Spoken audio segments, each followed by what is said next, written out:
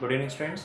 మనం complex కాంపౌండ్స్లో metal item చుట్టూ కొన్ని సరౌండింగ్ ఐటమ్స్ సరౌండ్ అయి ఉంటాయి అంటాం. ఆ సరౌండింగ్ ఐటమ్స్ని స్పేర్ లోపల ఉన్న వాటిని కానీ స్పేర్ బయట ఉన్నటువంటి వాటిని కానీ లైగెండ్స్ అని పిలుస్తారని చెప్తాం. స్పేర్ బయట ఉన్న వాటినేమో అవుట్ సైడ్ ద స్పేర్ ఉన్న లైగెండ్స్ అయనైజబుల్ అని చెప్తారు బెర్నౌల్లి థియరీ ప్రకారం. అలాగే ఇన్సైడ్ ద స్పేర్ లోపల ఉన్న లైగెండ్స్ అనేవి నాన్ అయనైజబుల్ అని చెప్తాం. స్పేర్ లోపల ఉన్న లైగెండ్స్ ఏం చేస్తాయంటే ఆ స్పేర్ లోపల ఉన్నటువంటి లైగెండ్స్ అనేవి వాటి మీద ఉన్నటువంటి ఎలక్ట్రాన్ పేర్స్ని ఆ మెటల్ ఐటమ్కి డొనేట్ చేస్తాయని చెప్తాం. ఇక్కడ లైగెండ్ అంటే ఏంటి, వేటిని అసలు లైగెండ్స్ అంటాము, ఈ లైగెండ్స్లో మరి టైప్స్ ఉంటాయా, ఈ లైగెండ్స్లో strong field ligands, weak field ligands, neutral ligands ఉంటాయా అంటే ఉంటాయి. లైగెండ్ అంటే ఏంటి అంటే ఏవైతే ఎలక్ట్రాన్ పేర్ని డొనేట్ చేస్తాయో ఎలక్ట్రాన్ పేర్ డోనార్ లైగెండ్స్ అంటాం.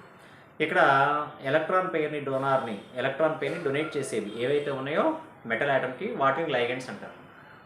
ఓకే, అమోనియా మాలిక్యూల్ కానీ ఫర్ ఎగ్జాంపుల్ సిఎన్ మైనస్ కానీ సిఎల్ మైనస్ కానీ ఎఫ్ మైనస్ కానీ ఇవన్నీ కూడా ఏం చేస్తాయంటే వాటి మీద ఉన్నటువంటి ఒక పెయిర్ ఆఫ్ ఎలక్ట్రాన్ని మెటల్ ఆటమ్కి డొనేట్ చేస్తే ఓన్లీ ఒక పెయిర్ ఆఫ్ ఎలక్ట్రాన్ని మాత్రమే డొనేట్ చేయగలిగితే వాటిని మనం మోనోడెంటేట్ లైగెండ్స్ అంటాం లేదా యూనిడెంటేట్ లైగెండ్స్ అంటాం.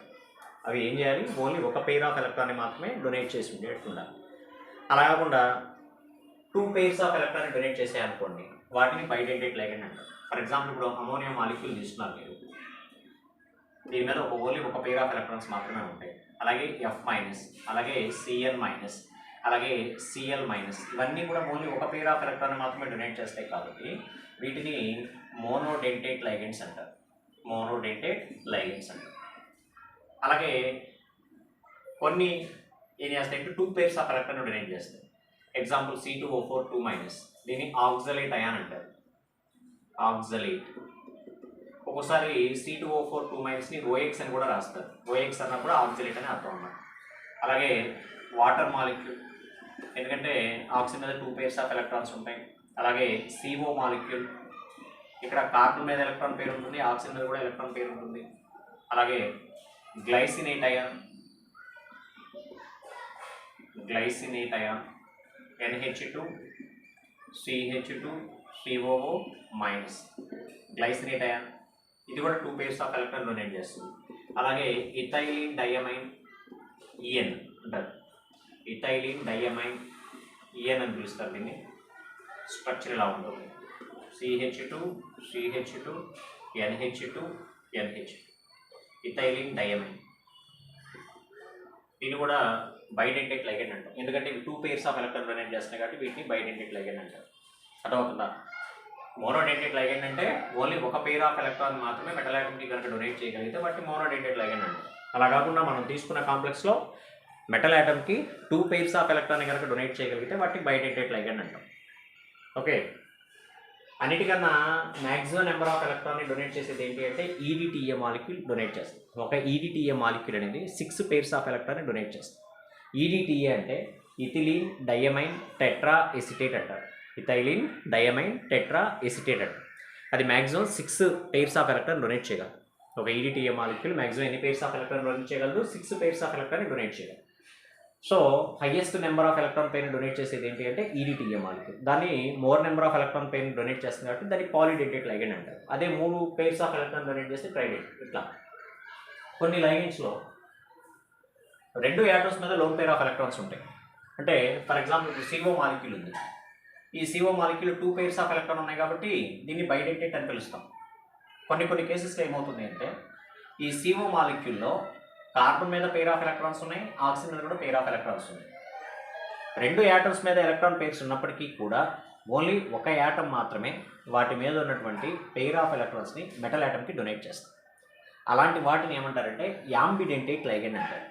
ఉండటానికి 2 మీద కూడా లోన్ పెయిర్స్ ఆఫ్ ఎలక్ట్రాన్స్ ఉంటాయి, కానీ at the time of bond formation చేసేటప్పుడు ఒక యాటమ్ మాత్రమే వాటి మీద ఉన్నటువంటి లోన్ పెయిర్ ఆఫ్ ఎలక్ట్రాన్ని మెటల్కి డొనేట్ చేస్తుంది. అలా డొనేట్ చేస్తే దాన్ని యాంబిడెంటేట్ లైగెండ్ అంటారు.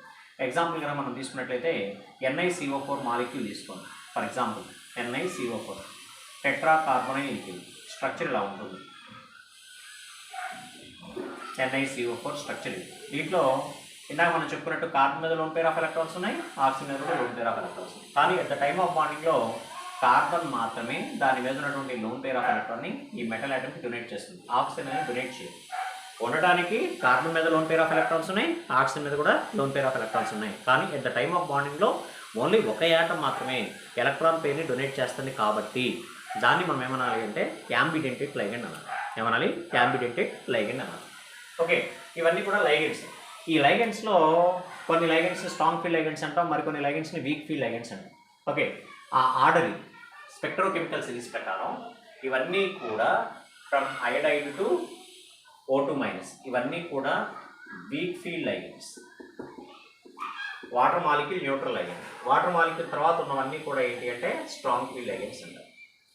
ఇక్కడ EDT అంటే ఇథిలీన్ డైమైన్ టెట్రాఎస్టేట్, PY అంటే పిరిడిన్ మాలిక్యూల్, EN అంటే ఇథిలీన్ డైమైన్ టెట్రాఎస్టేట్. సారీ, EDT అంటే ఇథిలీన్ డైమైన్ టెట్రాఎస్టేట్, EN అంటే ఇథిలీన్ డైమైన్ బైపిరమిడల్ అని అర్థం. PPH3 అంటే ట్రైఫినైల్ ఫాస్ఫిన్. ఇది స్పెక్ట్రోకెమికల్ సిరీస్ ప్రకారం ఆర్డర్ అన్నమాట. ఈ ఆర్డర్ని గుర్తుపెట్టుకోవడం కష్టం కాబట్టి జనరల్గా మనం ఏం చెప్తామంటే ఎలక్ట్రాన్ పెయిర్ని కనుక డొనేట్ చేసేవి సల్ఫర్ కానీ, హాలోజన్స్ కానీ, ఆక్సిజన్ కానీ అయినట్లయితే వాటిని వీక్ ఫీల్డ్ లైగెండ్స్ అని, అలాగే ఎలక్ట్రాన్ పెయిర్ని కనుక డొనేట్ చేసేది నైట్రోజన్ కానీ, కార్బన్ కానీ, ఫాస్ఫరస్ కానీ అయినట్లయితే వాటిని స్ట్రాంగ్ ఫీల్డ్ లైగెండ్స్ అని చెప్పుకున్నాం. వీక్ ఫీల్డ్ లైగెండ్స్ అంటే ఏంటి? ఎలక్ట్రాన్ పెయిర్ డొనేట్ చేసేది సల్ఫర్ అయినా ఉండాలి, ఎలక్ట్రాన్ పెయిర్ డొనేట్ చేసేది ఫ్లోరైడ్ కానీ, క్లోరైడ్ కానీ, బ్రోమైడ్ కానీ, ఐడైడ్ కానీ అంటే హాలోజన్స్ అని. అలాగే ఎలక్ట్రాన్ పెయిర్ డొనేట్ చేసేది ఆక్సిజన్ కానీ అయినట్లయితే వాటిని వీక్ ఫీల్డ్ లైగెండ్స్ అంటారు. ఫర్ ఎగ్జాంపుల్ మీరు కనుక పైన చూసినట్లయితే I-, Br-, S-, O-, F-, OH-, C2O4 2-, ఇవన్నీ కూడా వీక్ ఫీల్డ్ లైగెండ్స్. అలా గుర్తుపెట్టుకోమని చెప్పి ఆ ఆర్డర్ గుర్తుపెట్టు. వాటిలో స్పెసిఫిక్గా ఉన్న లైగెండ్స్లో ఏ లైగెండ్ అంటే కంపల్సరీగా ఇది గుర్తుపెట్టుకోవాల్సిందే.